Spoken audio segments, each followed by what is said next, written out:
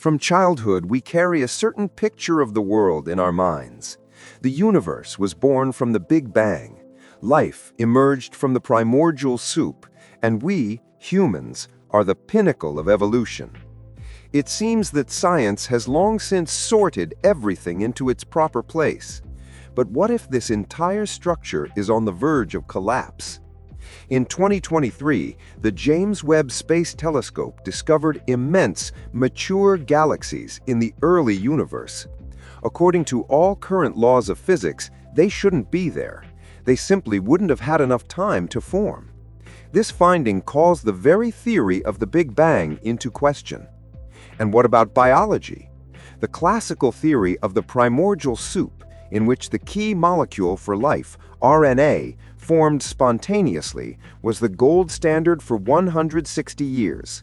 But in 2025, scientists ran countless computer simulations of this process.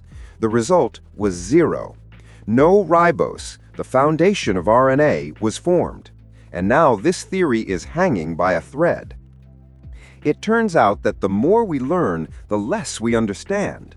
And if even our most fundamental theories are being questioned, then what is our true story? How did humans actually appear? So, the classical story of our origins sounds familiar and even comforting. Our ape-like ancestor lived in forests, climbed trees, and ate fruit. But then the climate changed. Forests began to disappear, and it had to descend to the ground and venture into the savanna, the vast grassy plains. This is where the crucial part began. To survive, it had to stand on 2 feet. Bipedalism allowed it to see predators over the tall grass, freed its hands for using tools, and ultimately led to brain enlargement, the emergence of speech, and the creation of civilization. It's a beautiful, logical, and coherent story. However, it has several very inconvenient gaps. The first and most obvious is our bare skin. Why would a primate living in a hot, open savanna under the scorching sun completely lose its fur? This is a direct path to sunburns and heat strokes. Look at all other inhabitants of the savanna: lions, antelopes, even baboons. They are all covered in fur, which precisely protects their skin from ultraviolet radiation and overheating. Evolutionarily, being clothed in the savanna would have been far more advantageous. The second strange acquisition is our subcutaneous fat. In all other land mammals, fat is localized in specific areas: a hump in camels, a tail in sheep. In humans, however, it is evenly distributed throughout the body, directly beneath the skin. Such a fat layer is a classic attribute of marine mammals. In whales, seals, and dolphins, it serves as perfect insulation for retaining body heat in cold water. Why would we need it in the hot savanna? Evolution strongly suggests that there was a completely different, non-terrestrial chapter in our history. It was these inconvenient questions that led to the emergence of a bold alternative, the aquatic theory. In 1960, marine biologist Alistair Hardy put forward a provocative idea. What if our ancestor, upon leaving the forests, moved not to the savanna, but toward water? He noted remarkable similarities between humans and marine mammals. We, like whales, lost our thick fur, presumably to make swimming easier. We developed substantial subcutaneous fat for thermoregulation in cool water. Our nose points downward, with nostrils directed downward, a shape ideally suited to prevent water from entering while diving. Furthermore, we possess vestiges of webbing between our fingers, and human sweat efficiently expels salt, much like in marine animals. And finally, consider our diving reflex, the ability to hold our breath for extended periods underwater.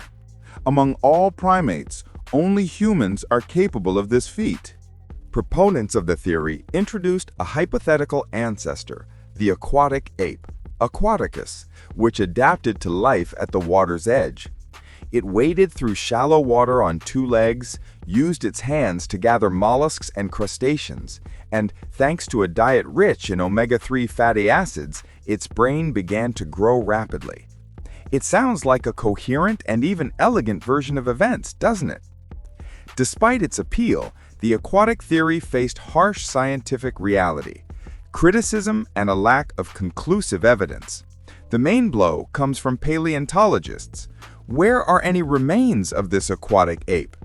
After decades of search, not a single fossil has been found that unequivocally indicates an aquatic lifestyle of our ancestor. Many of the theory's initial arguments came to be viewed as stretched. The loss of body hair, for instance, can also be explained by the need for more efficient body cooling during long-distance running in the savanna. As for the slight webbing between fingers, it is merely a vestige inherited from the amphibian ancestors of all terrestrial vertebrates and has no direct connection to a hypothetical aquatic phase. As for omega-3s, our ancestors could have obtained them simply by catching fish in shallow water or gathering snails, without the need to become semi-aquatic creatures. Due to this criticism, only a more modest and plausible version remains of the originally bold hypothesis. Modern proponents of the idea no longer insist that humans were aquatic apes. They only emphasize the important role of waterside landscapes in our evolution. No one disputes that our ancestors settled near rivers and lakes, diversified their diet with aquatic resources, and possibly even learned to swim. However, this falls far short of a total transition to an aquatic lifestyle. Thus, the rebellious theory has transformed into a supplement to the classical one, not its replacement. So, the classical savanna theory has its weaknesses, and the aquatic version lacks solid evidence. But there is a problem that concerned even Charles Darwin himself and still puzzles paleontologists today: the striking gaps in the fossil record. If human evolution was such a smooth and gradual process as we imagine, then where are all the transitional forms? What we see are like separate frames from a film, with key scenes missing in between. Here is Australopithecus, here is Homo habilis, and then here is an almost modern human, a Neanderthal or a Denisovan. But where are the countless generations that connect them? Where is the creature whose foot was just beginning to form for bipedal walking, or the one whose brain had only just started to enlarge? Darwin himself acknowledged that the absence of these transitional links was the weakest point of his theory. Traditionally, this is explained by chance. Fossils form rarely, and finding them is even more difficult. However, the scale of these gaps leads some scientists to wonder, did evolution always proceed through small, imperceptible steps? Perhaps it sometimes made genuine leaps. This is precisely what the theory of saltationism, or punctuated equilibrium, suggests. It proposes that evolution is not a smooth ascent up a slope, but rather jumps from one step to another. New species and key traits can emerge not over millions of years, but literally within just a few generations due to abrupt genetic changes. It passes this mutation to its offspring, they to theirs, and very quickly this new feature spreads through the population, almost instantaneously in evolutionary terms, creating a new species. This was once considered heresy, but today, saltationism is gaining substantial evidence. And one of the most striking examples is the origin of our own memory. Yes, that very ability that allows you to remember today's events or a funny childhood incident. It turns out it might be the result of such an evolutionary leap. And its mechanism is shocking. What do you think your warmest memories might have in common with, say, a virus? Share your first associations in the comments. This will help us collectively unravel this amazing mystery in the next step. It's time to reveal the shocking truth about our brain. For a long time, scientists couldn't understand how the fragile protein compounds responsible for memory could persist in the brain for years and even decades. The answer came in 1995 with the discovery of the ARC protein.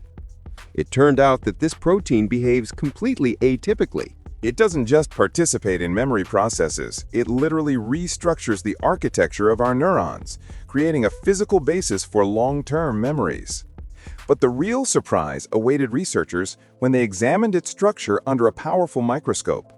The ARC protein was strikingly similar to viral envelope proteins. Scientists from Cambridge conducted a crucial experiment in 2018. They introduced this protein into mouse cells, and it behaved exactly like a virus. It could independently form capsid-like structures and transfer genetic information between neurons. The conclusion was unambiguous. Somewhere around 350 to 400 million years ago, our common ancestor was infected by a retrovirus. But instead of causing death, a miracle occurred. The virus integrated into the genome and was domesticated. Its ability to alter cells was repurposed for good, to create the mechanism of memory. Thus, a lethal invader was transformed into a key element of our consciousness. What do you think of this version of the origin of our very ability to remember? The discovery of the ARC protein became a powerful argument in favor of Saltationism, but it's far from the only one.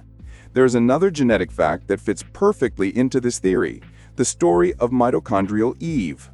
It is scientifically established that all modern humans inherited their mitochondrial DNA from a single woman who lived in Africa approximately 124,000 to 200,000 years ago. It sounds incredible, doesn't it? If evolution were a smooth and continuous process involving millions of individuals, such a genetic bottleneck would appear extremely strange. How did the genetic legacy of all other women from that time simply disappear? Saltationism offers an elegant explanation. This particular Eve possessed a key mutation that gave her descendants a colossal advantage. What was this mutation? One major hypothesis points to the brain. Some scientists suggest that due to a random genetic anomaly, the brain of this woman and her children was 20 to 30% larger or more efficient than those of their contemporaries. This was the ultimate evolutionary jackpot. Her intelligent, well-adapted offspring began reproducing actively and ultimately displaced other groups, spreading their enhanced DNA across the entire planet. This story neatly explains why many evolutionary changes appear sudden. Evolution is not obligated to make every generation incrementally better. It operates like a lottery, where the winning ticket is a random but revolutionary mutation that instantly changes the rules of the game. So, what do you think of this version of our shared history? That we are all descendants of a single, lucky woman whose brain made a genuine breakthrough. Thus, we see that evolution is not an orderly march toward perfection, but rather a story of random luck and brilliant improvisation. This becomes perfectly clear when we look at our true relatives. We'd wager you'd never guess who our closest relatives are on the tree of life. It turns out that fungi are evolutionarily much closer to animals than to plants. We belong to the same supergroup, Opisthokonta. Even our sperm cells in their early stages possess the same posterior flagellum as fungal cells. Furthermore, fungi store energy as glycogen, exactly as we do, rather than as starch like plants. Our common ancestor with fungi, which lived about 1 billion years ago, was a simple single-celled organism, similar to the cells of modern sponges. And here lies another surprise. Brainless sponges, lacking a nervous system, are our closest relatives among multicellular organisms, much closer than, for example, insects. This is despite the fact that insects possess both brains and complex behaviors. Sponges simply adopted a different, incredibly successful survival strategy that has remained largely unchanged for billions of years. Yet, to further complicate the picture, nature presents us with counterexamples. Some traits evolved repeatedly. The most striking example is vision. Scientists estimate this highly complex mechanism independently emerged in the course of evolution between 40 to 65 times. This no longer resembles a random leap, but rather a persistent attempt to follow the same blueprint. So, where does the truth lie? In Darwin's gradual evolution, or in the sudden leaps of Saltationism? It appears our history was written using both methods. In some instances, evolution proceeded slowly, while in others, it made monumental breakthroughs thanks to a random virus or a single mutation. What do you think? Which theory, gradual evolution or evolutionary leaps, seems more convincing to you in explaining the emergence of a complex being like humans? Share your opinion in the comments. We are very interested to hear what you think. If this journey into our shared past was interesting to you, please support the video with a like. It helps us continue creating this kind of content for you. And subscribe to the channel so you don't miss our future explorations, where we'll definitely unpack other mysterious theories. Until next time.